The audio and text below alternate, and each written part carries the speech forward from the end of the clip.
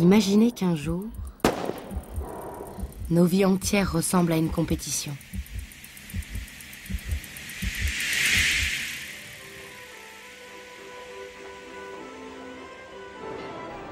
La performance ne serait plus l'apanage des grands sportifs, mais aurait gagné toutes les sphères de la société.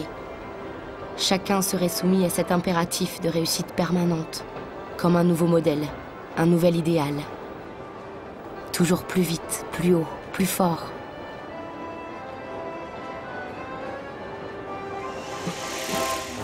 Pédaler toujours plus vite, c'est aussi ce que souhaite Michel.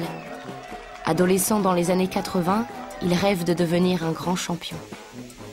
Mais le jour où il accepte de lier ses performances à l'usage de produits dopants, sans le savoir, il met le doigt dans l'engrenage de la dépendance.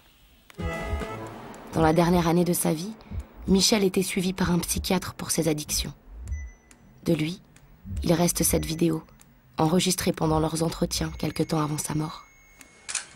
Alors voilà la cassette et le bureau où nous avons enregistré ce témoignage de ce patient. C'est le bureau où je le recevais en consultation. Donc le patient était assis ici et c'est vrai qu'au bout de 3 ou 4 consultations, son histoire et son parcours m'a semblé tout à fait intéressant parce que ce type de témoignage est rare. Peu de patients viennent nous voir pendant ou après leur carrière sportive présentant le même type d'évolution. Je pratiquais déjà beaucoup le sport tout petit. J'ai toujours aimé, été passionné de sport. Alors j'ai commencé par faire du football, du handball, beaucoup de choses, mais avec assiduité tout le temps, et puis toujours besoin de plus. En plus du sport que je pratiquais dans des clubs, à côté je faisais aussi je faisais du sport, même avec mon vélo, qui était un moyen de locomotion à l'époque seulement. Je faisais déjà du sport avec, c'est-à-dire que j'avais déjà envie de faire des sprints, j'avais déjà envie d'aller plus vite, etc., etc.